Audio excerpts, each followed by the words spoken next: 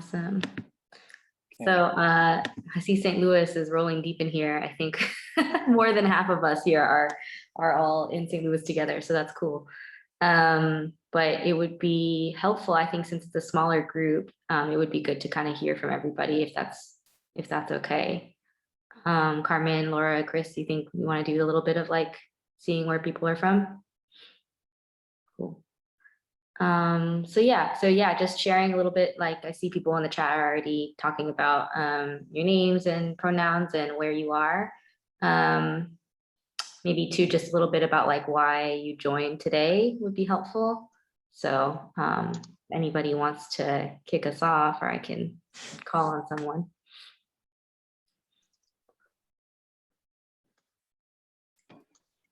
Hi, my name is Hattie Norwood, and I'm calling from Saginaw, Michigan.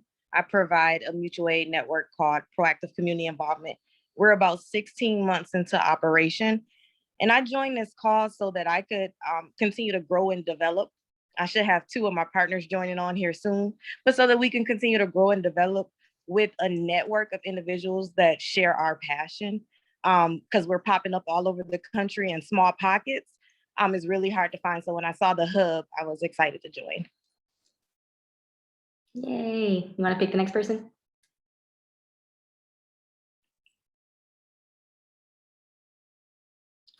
I'll jump in.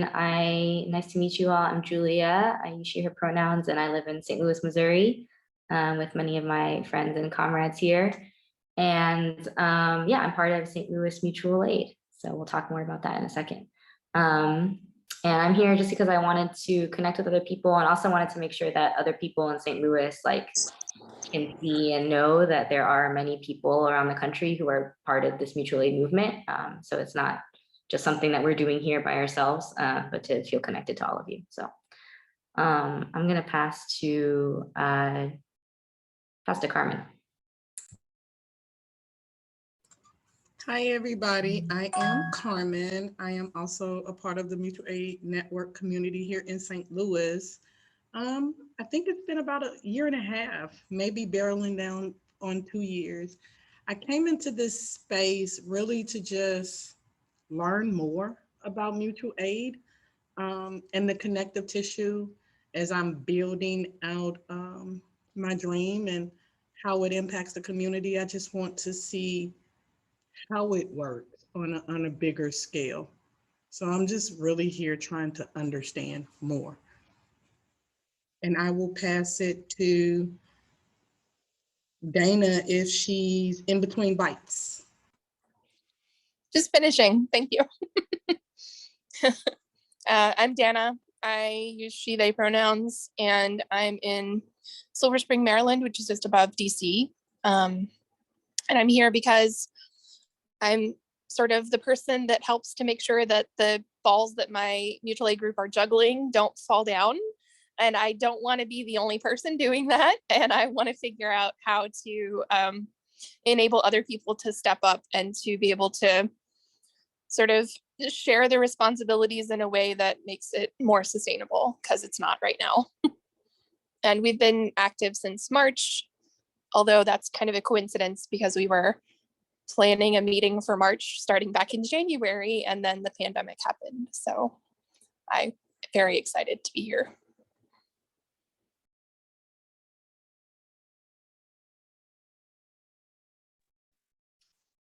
Do you want to pick the next person? Yeah, sorry. Flipping through, I'm on my phone, so I'm flipping through. Sarah, do you want to go? Sure. Hi, I'm Sarah. I use she, her pronouns. I'm originally from Columbia, Missouri, so shout out to St. Louis. But I live in Los Angeles now, and I do work with Mutual Aid LA. I also do a lot of work with the LA Community Fridges. And I am here because I think that we have a lot to learn from each other. And this year has been all about learning for me, and I don't want to stop that. And I just think like it's important to share what has been working, what hasn't been working, and then figure out how to support each other with this information. And then maybe someday, even more than with just information, just getting together, maybe even. But yeah, ideas are so valuable and experience is valuable. All right, that's all. How about, is it Lena or yeah, Lena or Lena? You're right the first time. It's Lena. I use she, her pronouns, and I am a part of Wicker Park Bucktown Mutual Aid, which is a neighborhood mutual aid within the city of Chicago.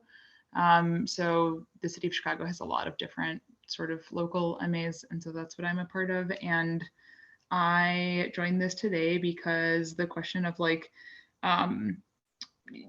taking leadership from people impacted by COVID and working towards collective leadership, especially like patterns of white supremacy culture in mutual aids, or like is really relevant. It's a conversation we're having, I think, in the emergency response, that sometimes there is a default to the kind of like the people who are giving and the people who are receiving. And we want to sort of take, the tenets of mutual aid and really embody it and try to share the decision making and try to be as horizontal as possible, and being in mind that like a lot of the people in the group right now are white. So wanting to just learn and talk.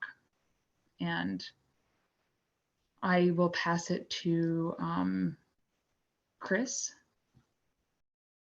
Sure. My name is Chris. I'm with St. Louis Mutual Aid, or St. Louis, Missouri. And I guess I was really interested in this because, it's a good way to compare notes with, everyone around, other people around the country pioneering this model and putting it into practice. And it's really exciting to me to see what we've been able to accomplish already. And I'd see this as a really good way to not just, meet people's needs immediately, which is obviously really important, but also be able to build on that as an example to the rest of society that has so neglected people, particularly who are most vulnerable. And so want to see this sort of thing be replicated as much as we can. And I guess I can call on Laura. Hi, I'm Laura Horowitz. I'm also based in St. Louis, Missouri.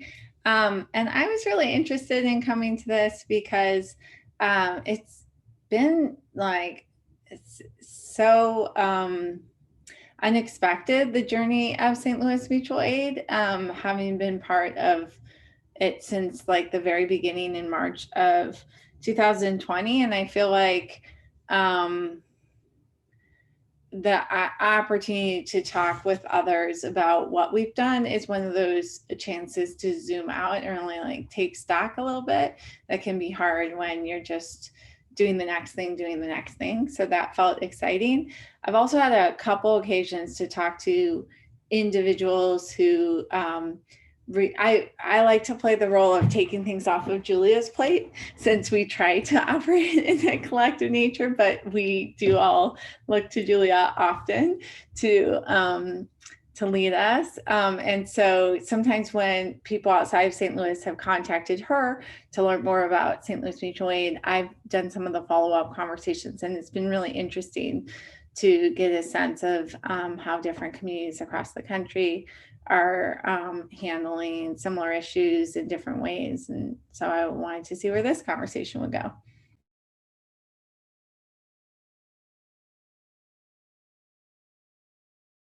Sorry, I'm Julia knows that one of my living my best Zoom life goal is to master the handoff and the intros, which I often forget. So Shannon, I believe you haven't gone. Is that right? So I'm going to hand it to you. Okay, thanks, Laura. My name's Shannon Reynolds. I live in Everett, Washington, and I'm a volunteer with Snohomish County Mutual Aid. This topic is of interest to me for a couple reasons, and one is trying to ensure that we have everyone's input in our own organization. Just like when there's decisions that we're trying to make together,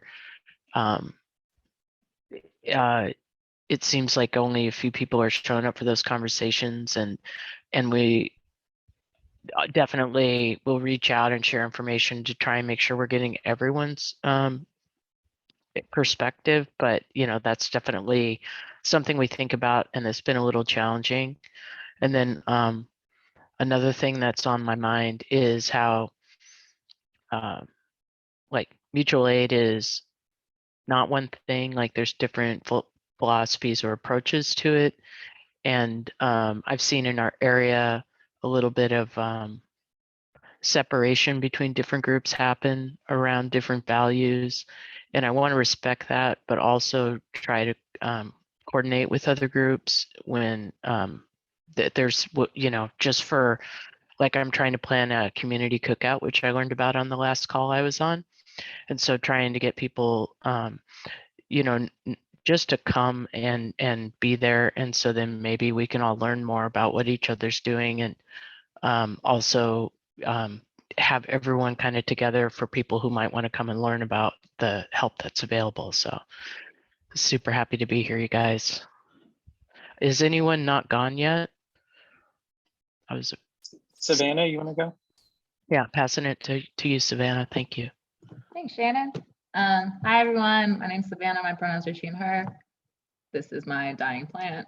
And thought I'd introduce them too. It's from Craigslist. It's new. I'm trying. I'm here in LA. Been in LA most of my life. I'm part of the COVID-19 Mutual Aid Network, Los Angeles, along with Sarah and Ricky. And I think that's on the.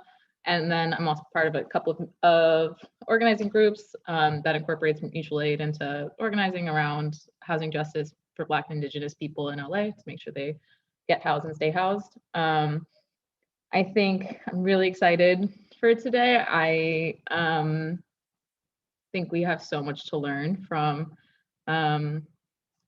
everyone, especially in the other cities, and just really excited to be able to bring that knowledge into a central place and be able to work things out and learn from each other. I think specifically what I've been thinking a lot about recently is people who felt a sense of urgency, was activated during kind of the height of the pandemic, and now it's teetering out as things go back to normal. And I'm just thinking a lot how do we keep people activated and really make that shift between mutual aid as a lifestyle, it is forever, and not something you do when it's convenient, and or when you already know, everyone here already knows, and that's just what I think it's become very apparent as things, even as especially in our city, state violence increases, but people are opting out as they can go back to brunch. Very LA, but I don't think this is the only city that has we're not the only people that have these problems. And I think I'm just really excited to learn from everyone here and be able to make sure that we're just working smarter and not harder, and harder, but mainly smarter. I will pass it to Erica.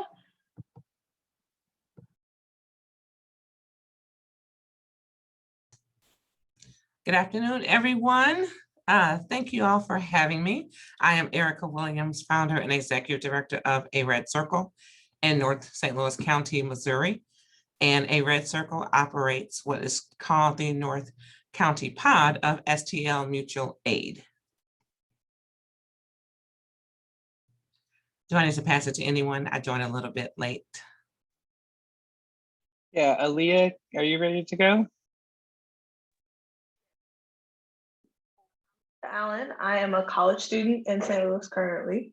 I am a founding member of the Black Student Mutual Aid, which is a mutual aid run out of Washington University in St. Louis Black student population. I'm really interested in expanding next year as far as expanding our members, but also expanding what we do. So, what type of political involvements we have. And so really looking forward to learning more about other people's structures that are a little bit bigger than ours. And also learning more about kind of diffusing the labor. I think because I'm one of the founding members, I found that a lot of people sort of default to me for a lot of decisions and a lot of work, and that's not super sustainable, especially because I'm going into my junior year and I want the group to exist even when I graduate. So really looking to learn more about how to kind of keep people involved in more horizontal ways, so they're not always defaulting to me, and coming up with more sustainable structures so that this group will exist even once I graduate. I'm on my phone, so I can't see like all the participants. Jenna, you ready to go? Yeah, I can go. Hey, my name is Jenna, use she, her pronouns. I am in New Orleans. I'm one of the founding members of the New Orleans Mutual Aid Society. And yeah, we kind of transitioned from the rapid response food delivery with all of those like hot activated new volunteers who are like ready to rumble. We were bringing food out for a while. And as that was changing, we adapted and were able to move into like a permanent free store types, semi-permanent, I'm not gonna say permanent, free store type space in Mid-City, one of the neighborhoods in New Orleans. So it's been probably the majority of the time since COVID began has actually been transitioning from that rapid response initial iteration, I guess, to horizontalizing totally away from the original 6 founders, which it was very beautifully collectively run. It's much easier to do when you're only 6 people who are extremely ideologically aligned. But when you're in a neighborhood and it's like 40 people who come by, it's like, whoa. Yeah, so that's sort of where we're at. And I guess you're last, right, Ricky? Yeah. So thank you, Jenna, and great to hear about that. So yeah, I'm Ricky. I organize with Ground Game LA and Mutual Aid LA. Ground Game became the official supporter of Mutual Aid Hub when Town Hall Project sort of went through this transition. And so we are trying to resume these best practice and teach-in calls. And so thank you so much for everyone from St. Louis Mutual Aid for bearing with us as we found our footing with that, and a good time to do this one. And I hope it's the first of many with y'all.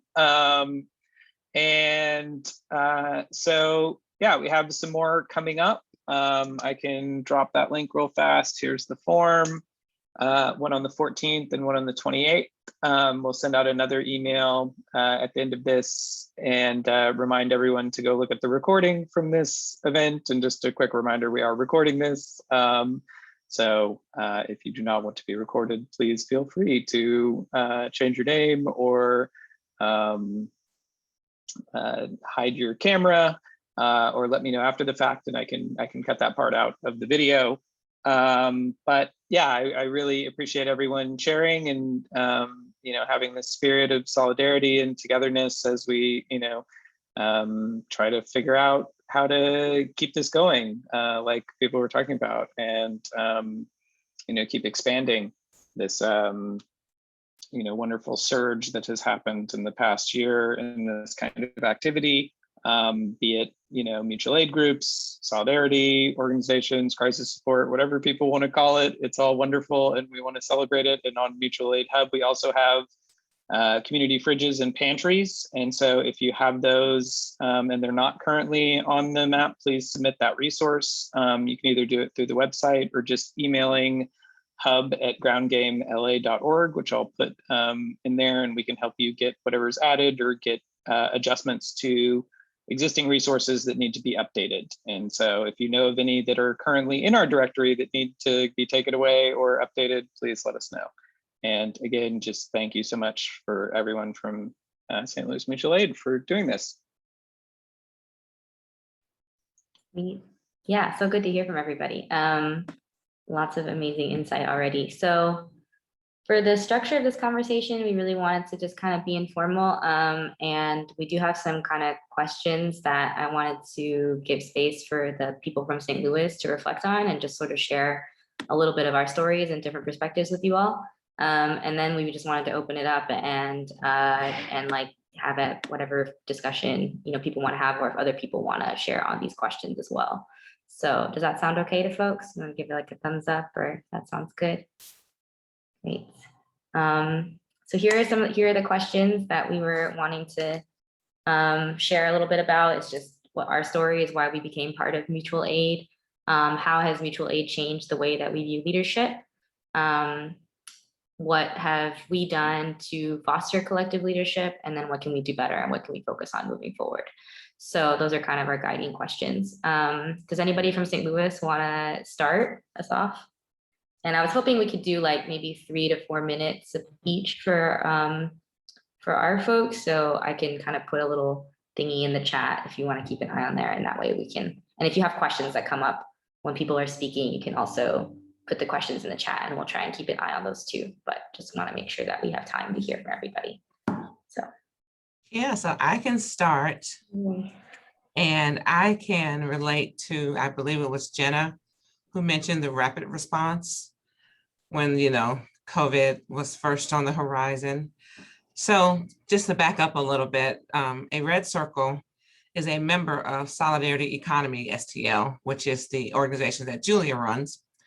And prior to COVID-19 last year, a Red Circle, Solidarity, some other groups with Native women and other folks, we were beginning to launch a project called Rebirth, which was going to be a way to be really intentional about culture, the Black culture, Asian culture, the indigenous culture, and other cultures that were in our network, Hispanic culture, as a way to, you know, talk about food and crafts and making stuff and growing together. So that was like our project, our wheelhouse. It was going to be super exciting. And one of our first projects at A Red Circle was going to be talking with Black moms about eating healthy while they were pregnant and getting the diapers and other resources that they needed, drinking more water, nursing, all that kind of good stuff. And so we had began stockpiling a ton of diapers, diaper bags, diaper genie kits, and other cool things for moms, measuring cups for cooking and coupons and all kinds of stuff like that. Julia has started gathering stuff for Rebirth. You know, we were starting to meet and talk and eat and stuff. So we had a lot of like stuff. COVID happened, shut everything down.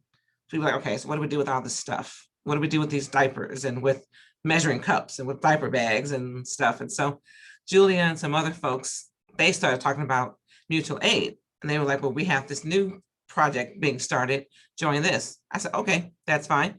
So we shifted from Rebirth to mutual aid. But what was really fun was, you know, we kind of had to like implement and execute and fund a program all at the same time.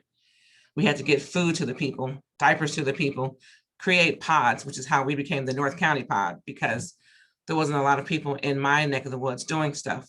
St. Louis, it's kind of a misnomer. You know, you're here, St. Louis, which is mainly, if you think about it, is St. Louis City, but there's also St. Louis County. And in St. Louis County, there are Jennings and Ferguson and Blackjack and Moline Acres and all these other little small cities. And so we were the only group doing work in St. Louis County at the time. Pod started adding, but now we're still back to the only pod in North County, but that's okay. But it was just really like, okay, we know we have people who are hungry. We have people who need diapers. We have people who can't shop. We have people who are afraid to go out even with mask on, because at the time they weren't saying to wear a mask. They were just saying, don't go out. So we had the elderly, we had the people who were, you know, compromised with their health. And so it was kind of a no-brainer to pivot to, you know, instead of trying to do programming and dinners and other things, to start meeting needs of people right away. But now we're at the point, so we still take out the groceries, we still take diapers, we still do those types of things, but we're in the process now of trying to figure out what that looks like in the long term. But the, you know, choice to join mutual aid was kind of a organic choice because we were already doing work together.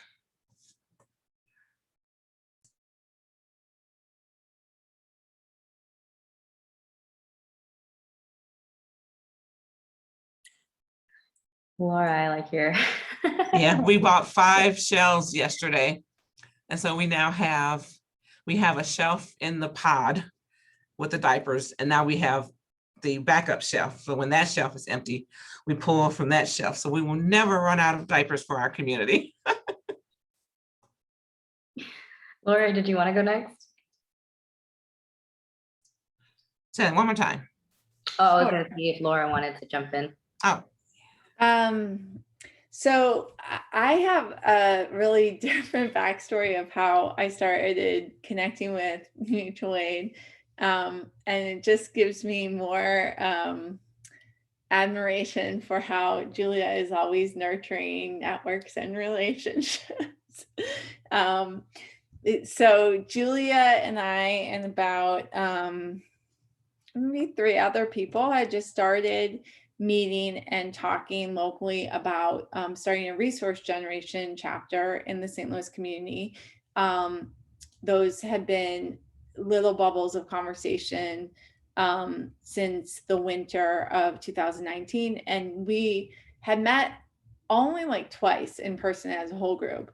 And one of the topics we talked about was person-to-person giving and how it felt like there was a hole in our philanthropic environment related to person-to-person giving. But we were really in the planning stages. And then, you know, COVID happened. I think we had our next meeting scheduled and we switched to Zoom like everyone had. You know, one thing about St. Louis and how the pandemic hit us is just not being at the coast. Like we were kind of like 2 weeks behind the first wave. So we had a little bit of time to see that this was a crisis moment that I think other communities may not have. And by the time that Zoom meeting came around, I think we learned that, I believe it was the Seattle community, but Julia can correct me if I'm wrong, had thrown up a spreadsheet, a Google spreadsheet of basically if you need money, just put your name down and how much you need, maybe a bit about why. And people were trying to fundraise for that and giving to people by Venmo and Cash App and that sort of thing. And we said, well, we could do that here. And honestly, I think it was, time was so odd in March of 2020. So I don't know if it was like 2 weeks later or a month later that we came to realize like the financial solidarity work that we were doing was happening concurrently with the conversation that, you know, was happening with other community organizers in town about getting groceries to people and who's putting together the resource list and what Erica just talked about. And so we started kind of building these two sides of a house of like having a philanthropic response and then having a more tangible goods and services response. So primarily I've worked on the side of turning the financial solidarity work into the mutual aid fund that is now led by folks who have received from the fund, which has been really awesome. And what got me involved in mutual aid to begin this whole process and has kept me with it is that I had been doing a lot of very more traditional nonprofit work with building an organization and fundraising, and felt pretty burnt out by that. Even though the organization I co-founded and led was about racial equity work, and so organizing a lot of white people around getting involved in anti-racism learning. I felt like there was a real disconnect with how people were moving money and kind of doing hearts and mind change. And I wanted to be more a learning place and a more experimental place of like what else could be possible. I actually spent a lot of time in early 2020 telling anyone who would listen I was never going to be fundraising again. Like that was something I was very excited to give up. And then this experience has totally re-energized and re-empowered the idea that that you could bring people a really radical vision of the change that needs to happen in our society, and that they could move money for those reasons and without their C3, the perfect C3 and charity receipt and basically all the no-nos. If you come from the professionalized nonprofit world, you're often told And I felt like we've really built like very deep relationships, and a much more organic structure of leadership. And I just feel like I've learned tremendously. It's a lot of things I've envisioned and hoped to be part of for a long time. But I don't feel like I've seen this actualized in my professional work, really. And so I just feel like I've gained so much just trust in the power of community to shape its own destiny. Even partially just through the patience that it takes to allow a process to play out in all its messiness. It almost felt like we spent like 6 months trying to be like, okay, how are we going to shift this fund from being led by a handful of, these research generation type people, which I saw someone linked in the chat. So basically folks who identify as having access to wealth, majority white, to actually being led by recipients of the fund.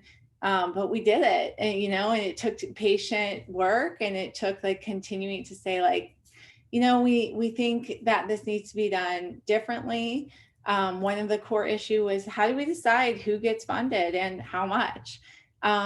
And we almost kept like answering this question as like, wow, there's no way to rank people's need.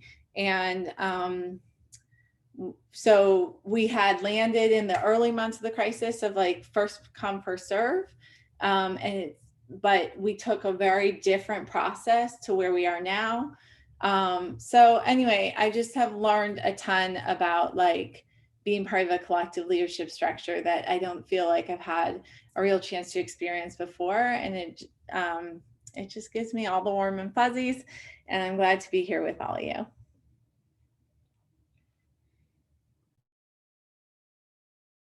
Hey, that was awesome. Carmen, Chris, either of you all want to jump in? Do you want to go first, Carmen, or do you rather? Go ahead, Chris. Okay. So, I mean, when I joined Mutual Aid, it was kind of an interesting time for me because, pretty shortly, it was a little bit after the pandemic started. Interestingly enough, like right before it did, I had just left my job at this nonprofit, basically being a caseworker for a community mental health center. And I had really come away from that experience just feeling like chewed up and spit out, like just how like incredibly revenue focused it was, just trying to like meet, basically like be a salesperson, like just meet clients as many times as you can, so that they can bill Medicaid as much as possible. And like how that was the primary way measured success, just like how much money can this organization bring in, and how do you incentivize people to do that. And because every time, and this was something that was very widely known as a problem, and every time somebody would bring it up, like to the CEO or anything, there was always the same response: well, we have people who are abusing, not having these metrics in place, and that's why. And it just shows that like in a highly hierarchical organization, like nobody cares what you think if you're at the bottom of the org chart. Ironically, which is where the work actually happens, and the people who are doing that work know best how to do that work. So I come out of that, I started driving Grubhub for a living, and I started hearing about the concept of mutual aid. And so I wanted to do some research, and it's like, this sounds really interesting and promising. And just as every major institution in the United States is just failing in a catastrophic fashion, just like trying to find, well, who's actually helping people right now? And so I do a little bit of research. I meet Julia, and I start saying, well, I want to be involved in mutual aid.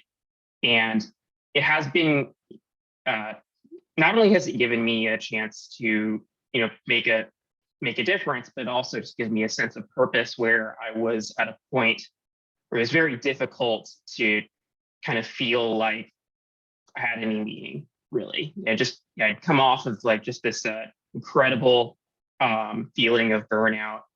And so I get involved in this and just see the principle of just like horizontalism and just like trying to remove any distinction between people, trying to make as least hierarchical as possible.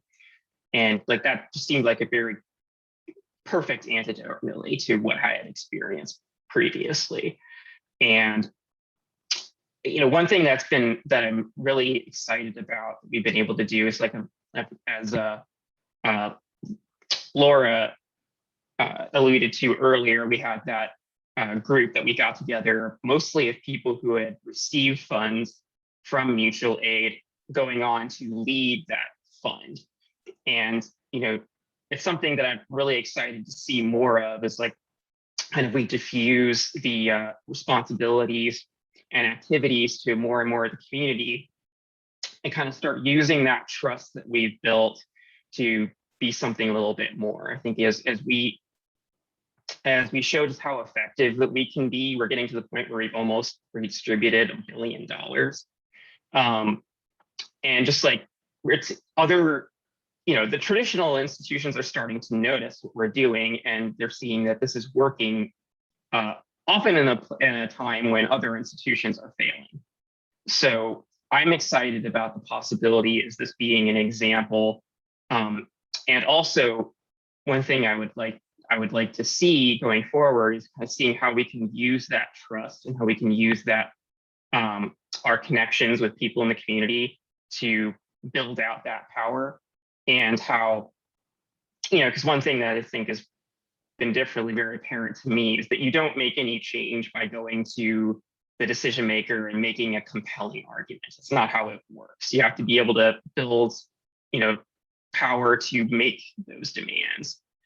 And, I think there's a great potential for bringing people together, getting people more involved as we build these relationships, and being in a position where we can really just demand the kind of society that not just that we deserve, but it's just going to be necessary given how everything has gone out in this crisis situation, and just like how little concern the government and all these other elite institutions have as to whether any of us live or die. And I think that having this be the alternative to that just callousness and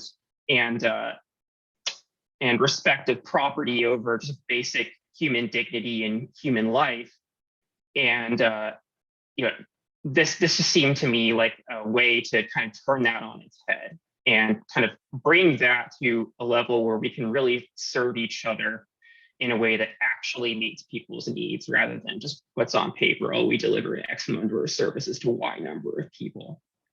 And so that's what I'm really excited to be a part of, and that's why I want to keep working with mutual aid.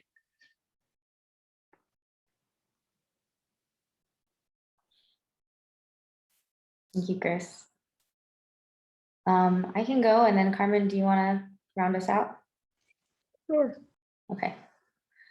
Okay, so a lot of folks have shared some background kind of on like prior connections. I think that's something that I do like to emphasize in our story of St. Louis Mutual Aid, is like how many things, threads of work had already been happening prior to mutual aid, and the relationships that happened in various places like brought us all together.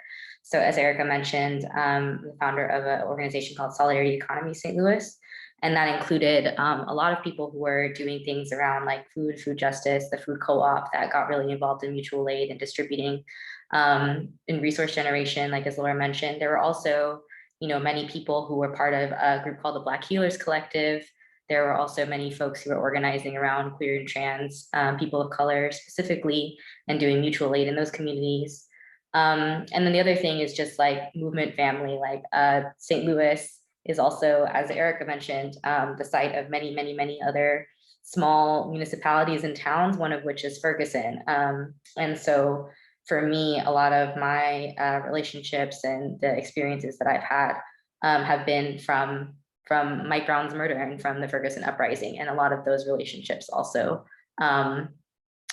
gave us the sense of like building movement together, which I think is kind of goes along the lines of like, how do we think beyond organizations? And like, I do my organization and I work on my issue, to how do you become like a movement family? And so a lot of those things those are the first people that I drew from or that I called on whenever we were starting to form Mutual Aid.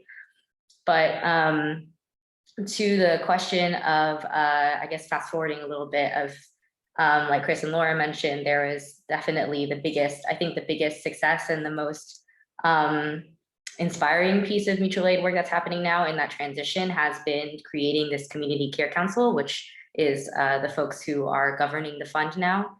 And I think that part of that, has just been like really listening to people and letting people just like shape what it is that they actually want. And so we came in, we brought people together with a really specific objective of like, here are the problem, basically like coming to them with our issues, like, hey, like we don't know what to do, like help us figure this out.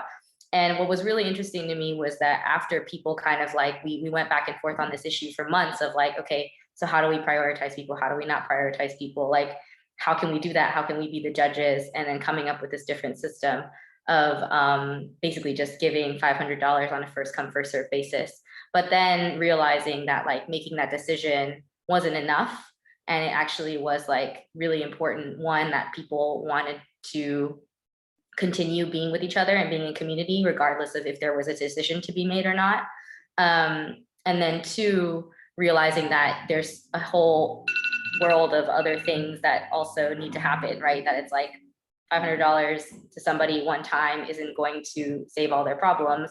It also isn't going to get us towards that, like building that bigger dream and that bigger power that we need. So I think that's one thing that I'm focusing on to the future is like building those relationships. Because as Erica mentioned, you know, we were doing all of these things at the same time at the beginning, and there really wasn't the time and the care that was needed at the beginning to make sure that people felt connected to each other, like not just connected to me or connected to like whoever brought them into mutual aid, but connected to like the other people who were doing part of the work. So I think the thing now is that mutual aid has grown so huge and it's become like a beast with many different arms and doing different things in places. But we really need to kind of take a step back and actually build those relationships and build that community with each other and understand like what are these different stories, who all you know, is doing what and how it brought them there. Like some of the folks who are here from St. Louis haven't heard each other's stories yet, right? So so yeah, and one thing that we are doing towards that is a healing series as well, where we're you know, hiring like facilitators in the community and healers in the community to help lead us through that process and have them actually create space where we can be more open and be more of ourselves. So. Hey everybody, I'm Carmen. So how did I come into mutual aid? It was by chance. I quit a job. I was struggling. I was going through depression. Educated woman, highly educated woman, and I just couldn't figure out how to get it together. Mutual aid filled in the gap at a time when I needed help. And I decided to stay. I am a servant. That's all I know how to do. And I do it well. So I started serving, I started helping, I started trying to build community, build relationships, get to know people. I'm still doing that now. It is my goal, it is my hope that I will learn it's not even that we will learn what solidarity is, that we will learn what community is, and that we will learn how to commune with people that are not like us, that don't think like us, that talk like us. Yeah, so that's why I'm currently staying. How has mutual aid changed the way I view leadership? It has, in between leaving corporate America, connecting with mutual aid, and standing here now as my own business owner, As a person that is trying to create a community hub, it has unmasked some ugly truths, some beautiful truths. To have mutual solidarity, you have to have interconnectedness. You have to be willing to be vulnerable. You have to be willing to eliminate silos, even if you don't realize you're creating them. And you have to want to allow people that are in crisis, whether it's episodically or an ongoing thing, you have to want to let them lead. You have to listen to them. And then again, you have to step outside of your normal relationships, or the people that we're serving, that we're putting in leadership capacities. They will never lead. They will only do what we're strategically positioning them to do.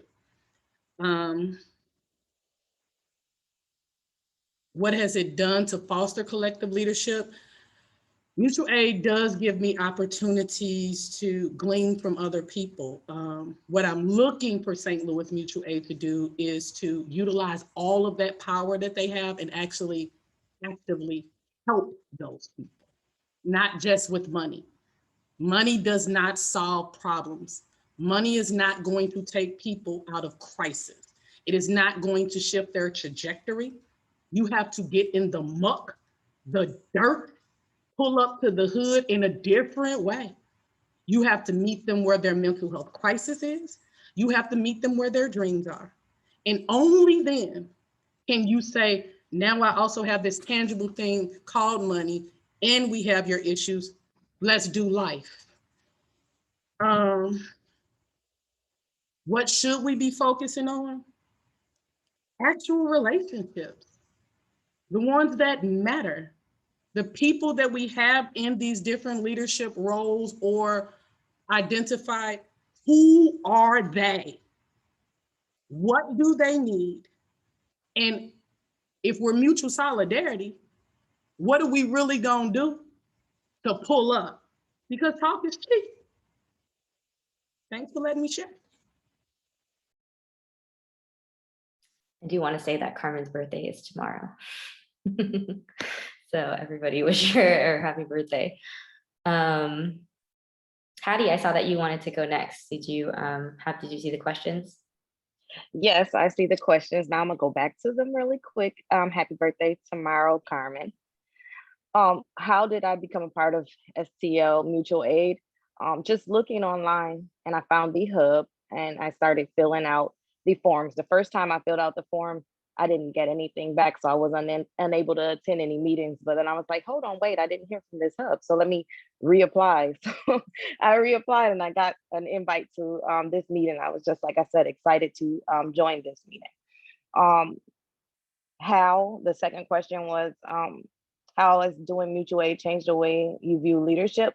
I want to first talk about how I came into providing the service of mutual aid. I didn't realize that it's something that our African American and BIPOC communities have been doing for ages. So it's embedded into my my makeup, but I still didn't realize it as mutual aid, where your families and the community comes over to your grandmother's house on Sunday and everybody eats dinner. It's not necessarily because grandma is the best cook, but a lot of the people in the community just didn't have the ability to provide that same meal. So my family provided it, you understand? So that's why I said I realized mutual aid is embedded in who I am as a person, as far as providing, being a person of service. And in 2016, I started my own company, which is Sisters United. And I didn't know what to do with it, so I went to college. Then when I went to college, I transitioned into communication consulting and representation. And in March of 2020, we were planning to launch our fatherhood advocacy in Genesee County. We started hosting the meetings inside the local library to assist in parenting challenges between men and women to help with familyhood, like, you know, families' lives. And then COVID happened and it just shut us down. But in that morning, we took off March 14th when the school shut down.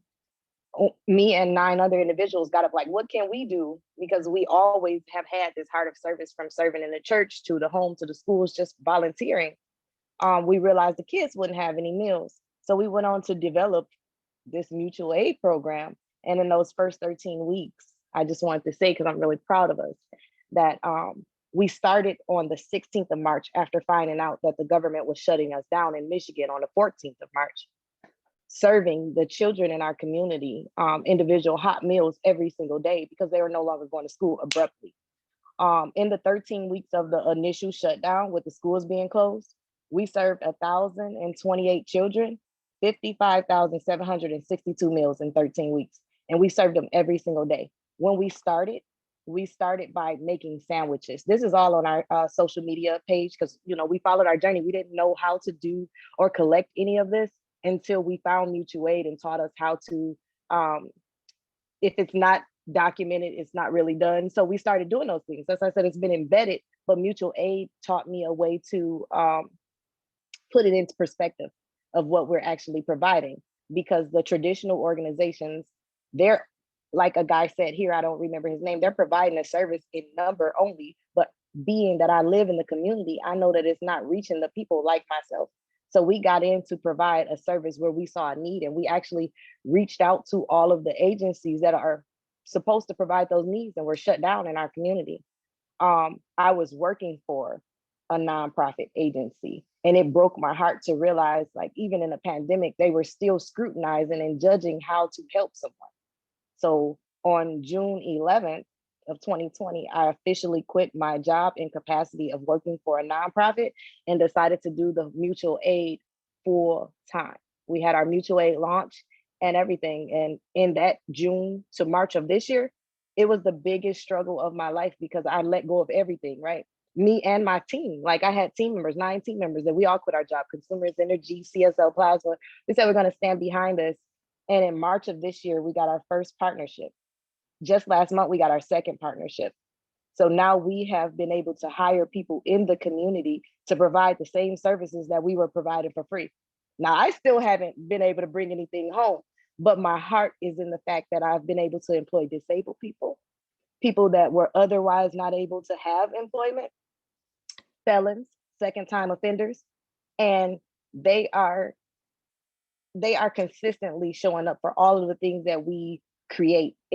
From serving meals, we now serve seniors, veterans, children, families, and we also launched a community cleanup that's kind of wrapping around. So the mutual aid network has built in our community to over 100 individuals and organizations. So I just shared on my Facebook with them being in this group that in 32 years, mutual aid brought me my family of people, the people who are like me, givers and carers of the world for real. Not that the people that work at the nonprofits are not givers and carers of the world, but I think they're stuck in a systematic kind of oppression of what they can give. But mutual aid allows us to give freely, and I just really appreciate that. And that's my take. That's it.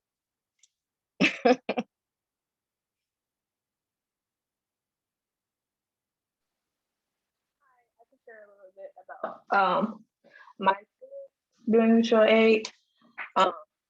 So our mutual aid started around July of last year, so we're approaching a year, not quite there. Because of COVID, Washington changed a lot of their housing policies, and basically they broke their housing contract with all the upperclassmen. They were no longer guaranteed housing, which meant that a lot of them, weren't sure where they were going to be for the school year, and we were about a month out from school, so it was really, really stressful for a lot of students.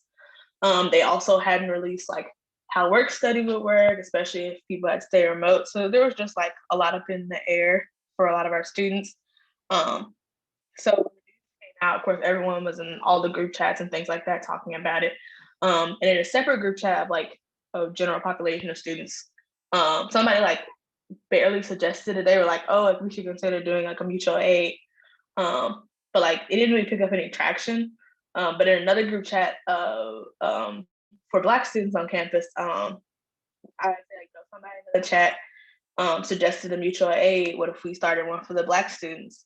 And that really came from the Black community already having a culture of mutual like aid and community care. Just from my first year, like the amount of like upperclassmen and other students who like really tried to take care of other Black students in our community. I knew it wouldn't be a hard sort of pivot to sort of transfer to like a formal mutual aid community. And so that's why I suggested it. And I was like, I really think this is something that we can do because we're kind of already doing it in our own way. And so I was like, yeah, if you'd be interested in doing that, just like DM me. And a couple students DM'd me, and we just started talking about how to make it happen. I knew 2 other students who had started other mutual aids, like the STL Reentry Fund, which is involved with a lot of WashU students, and then a recently graduated senior who started a mutual aid in their hometown. So I reached out to both of them and just like asked about how to do it, basically what we should know and what we should consider to start. And then we just kind of went from there, kind of learning as we go. And I think that's been a huge learning process, obviously, for a lot of us who kind of like knew what mutual aid was, but had never done it before, like in that capacity. And I think especially to address the second question about how it's changed my view of leadership, I think for a lot of college students, it's really hard for us to kind of imagine non-hierarchical structures, mostly because of just even how college student groups are run, just like the president, the treasurer, the secretary. Like, so it took a lot to kind of get people to get out of that mindset. Sometimes still having like remind people to do it a little differently. But I think that it's opened up a lot of ways for like the amount of things to do when people don't feel restricted by what role they're in, so to speak, but that, you know, whatever capacity they have to give can be valuable to the group. I think has been what I've learned the most, is that like I can do a lot with 4 people that necessarily with like a board of 10 who think they can only do what's described in their role. So I just think as going forward in the WashU community, I think the mutual aid, after having existed for a full school year, has been one of the most public ways we've been able to engage like the WashU student community. Unfortunately, we're sort of known for having a somewhat apathetic student body when it comes to politics, and then on top of that, having a particularly more liberal and not particularly like left-leaning student body. So it can be really hard to engage them, but I think the mutual aid and the work that we've been able to do has really caught their attention. And the amount of money we've been able to like raise and distribute within the school year, we redistributed over $6,000. And just recently we ended a fundraiser where we distributed $250 grants to 10 graduating Black seniors. And I think people seeing that has really encouraged them not only to like obviously to donate to us, but also to just be more involved in like political action in general. And so I think really excited about leveraging that next semester and getting more WashU students not only involved on campus, but like more involved in like St. Louis activism and things like that has been on the forefront of our mind, and just really focusing on what I find most endearing about mutual aid is, you know, that it's really focused on what feels like short-term and long-term solutions. It's about meeting the immediate need, but also about addressing the things that cause those needs. And so I just think it's a really valuable framework to keep in mind in the work that I do with other students. That like, because of college kind of natural transience, we get sort of caught up in the now a lot. And so I think the mutual aid model really helps to keep in focus. Like, we know that there are problems now, and there are problems that are the things that are causing those problems, and to kind of have a 2-pronged approach is important. And so I think that is sort of what motivates me with mutual aid, and why I think it's such an important practice for me and what I focus on. Is really sort of, I always like the quote, I think it's from Angela Davis, that it's like radicalism is taking things by the root, or addressing things at the root. And I think that that's a really valuable principle of mutual aid, taking the whole problem and breaking it down bit by bit. And so I'm just really excited to like expand those efforts, and overall just kind of grow and learn more about organizing and theory and things like that, and really try and make it a sustainable practice. I don't want to be one of those college students who gets significantly less radical when they graduate. So I really see mutual aid as a practice in like sustainably being organized and sustainably being committed to like radical politics. So that's why it's really important to me. That's one of the reasons I really hope it sticks around even after I graduate, so that we can have a little less of that coming out of WashU. So yeah, there's just a little bit of my experience with the Black Student Mutual Aid.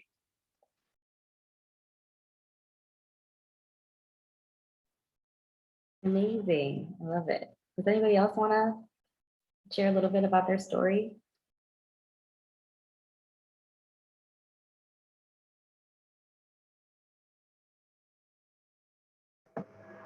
Hi guys, I came on kind of late, so I'm not sure what you guys have all shared already.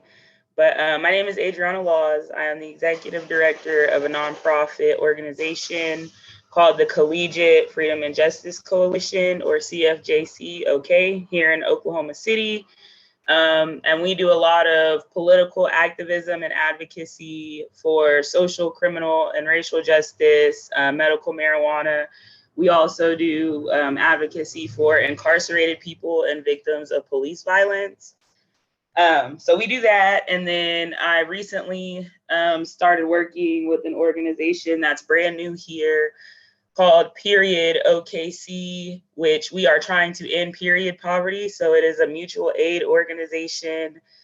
We're a mutual aid organization that basically distributes feminine hygiene products to schools. We go to mutual aid fairs. We do just a whole bunch of different stuff. We work with the YWCA and several other organizations that are here. And then I'm trying to build a collective of all of our mutual aid orgs here in Oklahoma. That way I can better help the clients who come to my organization with needs that, are state-based programs or things like that, needs they're not meeting. So that's kind of what I'm working on. I'm really excited to hear from all of you guys and see what you all are doing and what we can do together on a national level to get things kind of off the ground and change the dynamics of life for impacted and marginalized folks everywhere.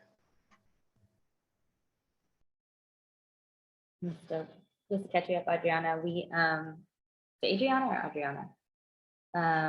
We were just talking about some of these questions of like how people became part of mutual aid, and then what is their how is doing mutual aid change the way that how changed the way you view leadership.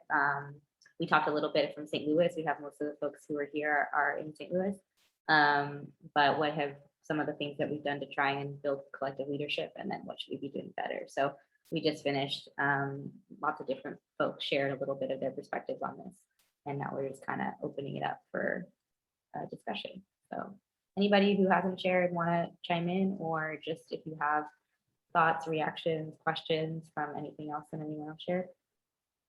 I have something I'd like to, I guess, ask / share.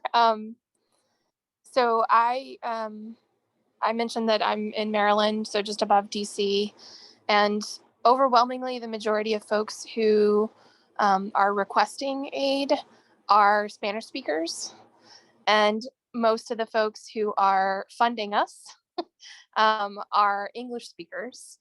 And we have, as many people have sort of talked about at the beginning in the introductions, ended up a lot closer to a nonprofit model than we wanted to, with like sort of distinct groups of people that are, like I said, sort of donators and requesters. And the difficulty I've been having trying to figure out how to sort of facilitate the collective aspect of mutual aid is sort of the language difference with people not being fluent in the same language.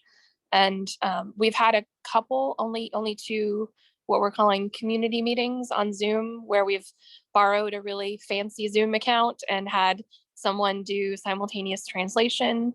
And so like that's been good, but it's not like sufficient. And until we're able to get sort of more people in like the same space together, which the pandemic is not over, even though people keep saying that. I'm just wondering if anyone else has tackled that and if they have any like suggestions. I can respond a little bit to that. It's definitely something that we deal with here in St. Louis. I wouldn't say it's definitely not a majority of the people, but we've always had a really significant group of Spanish-speaking families that we support and that are part of our community. Actually, one of the members of our community care council meetings that we had talked about earlier is a monolingual Spanish speaker. And so we always have translation provided for her. But Zoom is hard, and there's a lot of technical glitches with it, and it is difficult. So I wouldn't, it definitely hasn't been like the ideal for us. What has been the most useful for us is like having lots of bilingual people, part of mutual aid. And so from the beginning, our very first like forum immediately asked for people who could do translation support. And so a lot of people who are actually working, who are bilingual English Spanish speakers were working at other agencies that served Spanish speaking clients, but then like were also doing mutual aid. And then a lot of them ended up leaving their jobs at those agencies because they were like not happy with how they were treating people, but we always were able to find, people who could do things like translate forms and who could also just be present and be somebody who could like, just that relationship of having translators available was really important. But yeah, it's something that we struggle with too. And actually one thing that I've been learning more about is just like language justice in general.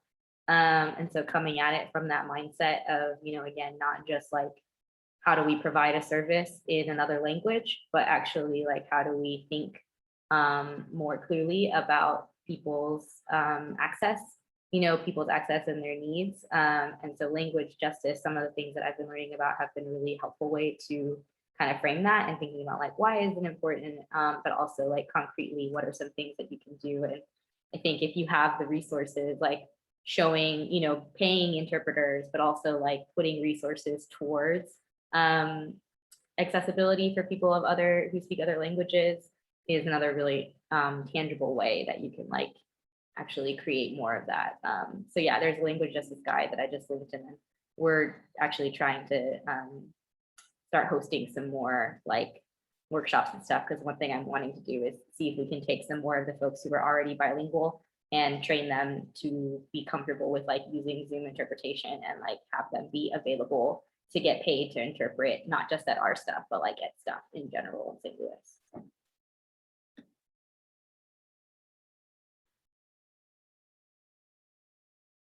Shannon, did you want to chime in?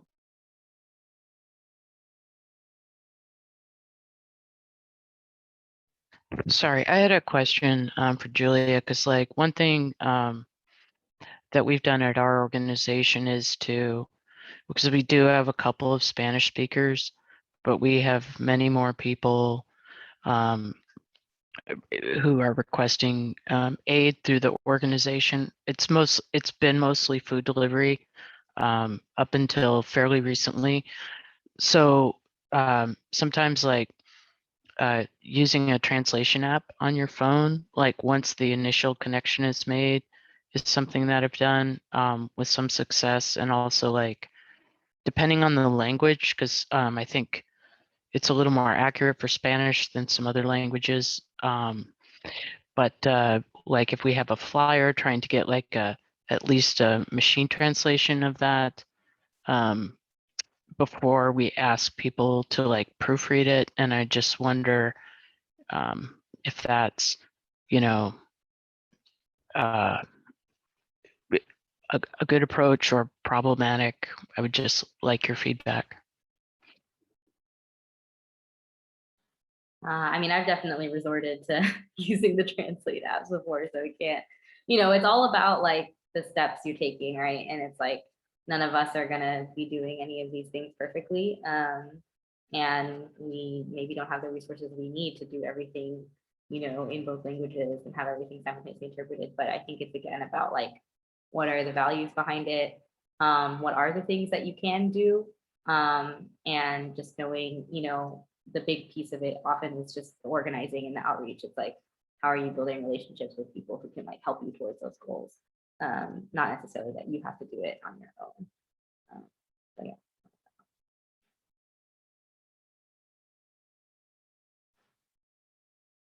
So that people have insight on this. Diana, did you want to say anything about the structure that you all have set up? Sure, I can do that. So we we have what we call core volunteers, and those are the folks that help to run the helpline. And there are about 40 of us.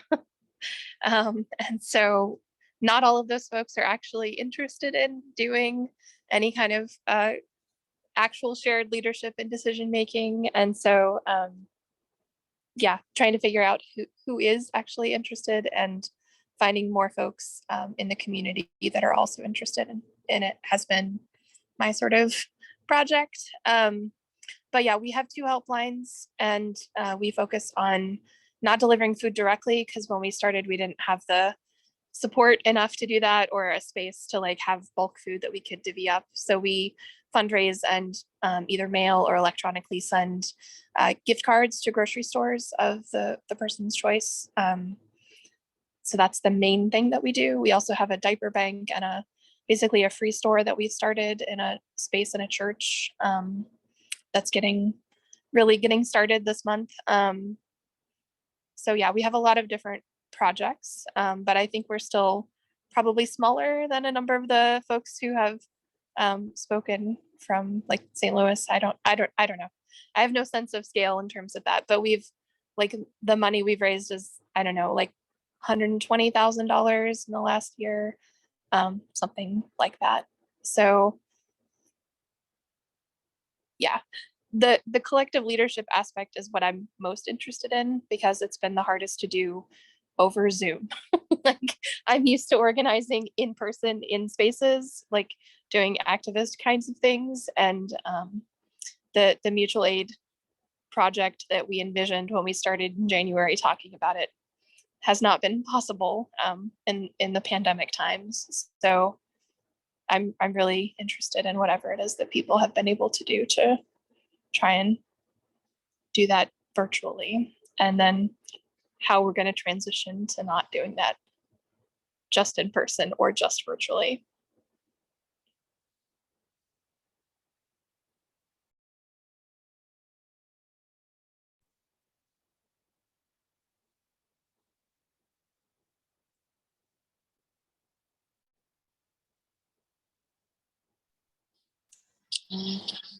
Thanks for sharing that. Is there anyone else who? Oh, I want to jump in real quick and say something totally unrelated to the conversation, but my intern, Elizabeth, recognized Aaliyah on the screen, so she wanted me to say hi to her. Elizabeth Joseph, she said that you're doing amazing work, and I was like, yeah, she was just talking about it.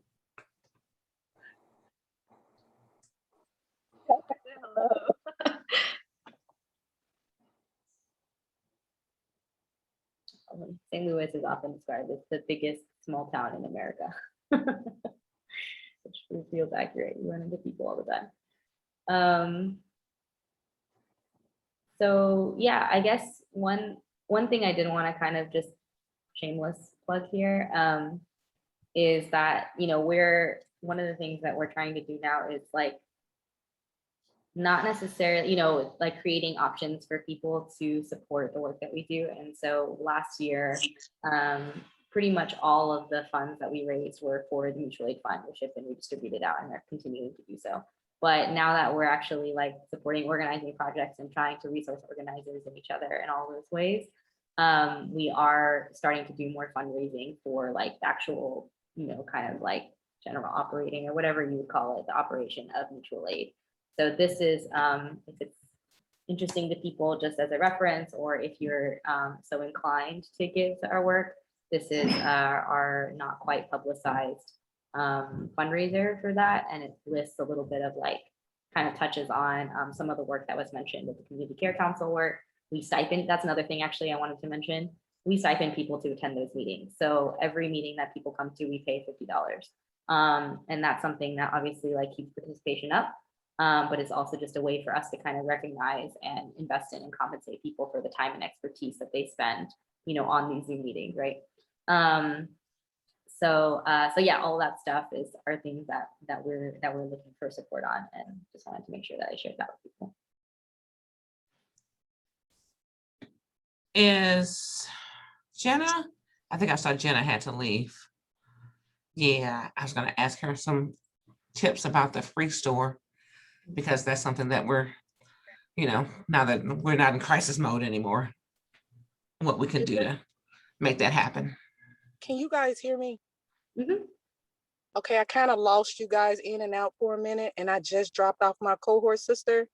And how does St. Louis Mutual Aid pull up? I got her home, and Action St. Louis is at her door right now. I screamed their name out. I'm like, y'all connected with St. Louis Mutual Aid too, aren't y'all? They said, yeah. You want to know what they doing? They knocking on doors, letting in, tenants know their rights. But here's the big thing. My cohort sister didn't know that her landlord or some kind of way she's on the eviction list. And guess whose rent is paid up? She's sitting outside now trying to navigate this because she had no idea that she was put on this list. I just want to throw that out there to y'all. This stuff is real. And what's happening to families is real. Right now, this is happening. I'm looking at it. Wanted to share that. Thank you.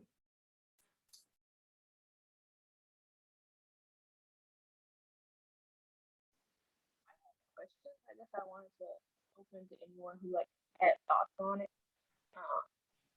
I think especially like looking towards next year as like our mutual aids getting ready to prepare for like the school year. I think definitely within the last few months, at least in our end, I felt like I've noticed a decline in like interest in mutual aid or like tangible support for it.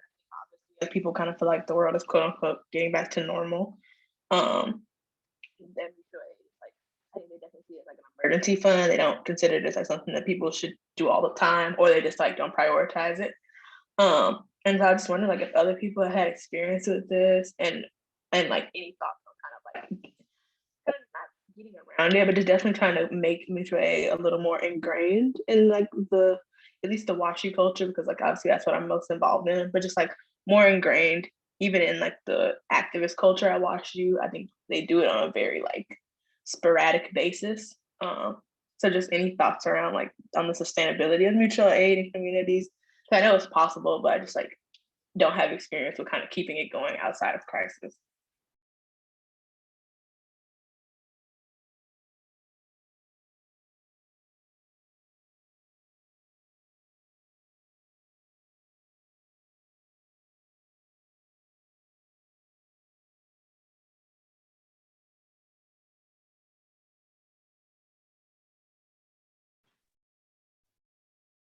Julia, did you want to respond to that? Oh, no, I was just gonna say, well, like, it looks like we're all figuring it out. This is like, Yeah. I mean, I think this is something we're all coping with, and this was definitely a topic at the last best practice call. And so I think we'll be resuming that on the 14th if you're able to join. I think, you know, we'll definitely be going over that again or continuing to talk about that.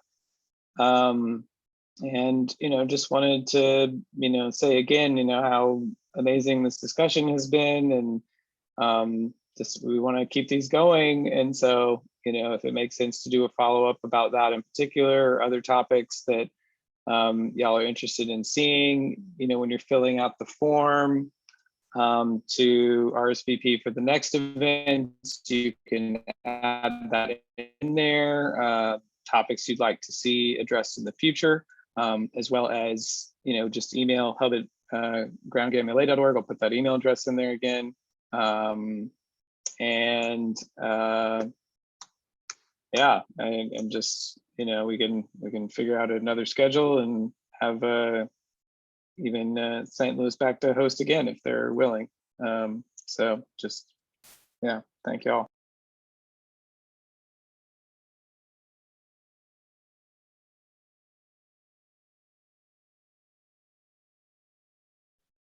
cool. Well, unless there are any other urgent things, I feel like we can wrap up and let everybody do their thing. And thank you so much for being here. It was so good to meet you all, and also good to see all of the St. Louis folks. Thank you all for taking the time to be here too. Yeah. Thanks for hosting us and organizing. Oh, anytime, and y'all are welcome back as often as you're willing to come join us again. And we'll send out a follow-up email about this to the whole list with all of these links that were shared, or maybe a link to a Google document with them all. so I can elaborate a little bit more on each one. And if anyone has any follow-ups to that email, please reply and I'll send out another one with the addendums or whatever. But yeah, just can't thank you all enough for participating and all the knowledge and wisdom and love that was shared on this call. Ricky, I did want to ask, is there a way to share contact information of the people who participated or anything like, I don't know, if, like you have that or if that's something that people are willing to share, but that way if we wanted to get in touch with each other.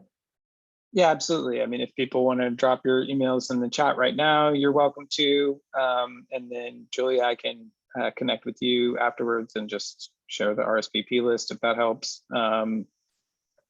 But yeah, we encourage everyone to contact each other as well, because we want this to extend beyond these structures and continue to form new structures. So here, I'll put my ground game email in here too, but you can reach me through the hub one, and that'll also get some other organizers. And we also should put the Mutual Aid LA info@ email, one of us. Let's see, maybe Savannah, can you drop that in there? So yeah, you know, we just want to continue to sort of expand the mission of Mutual Aid Hub 2. We have a resources section on the site that could obviously be much more filled in with resources. So I'm gonna try and add as many of the ones that were shared on this call, but if you have other ones, please share them. And, you know, this is something we could do potentially better with the site, is to, you know, assist in this kind of networking that's happening right now. Thank you.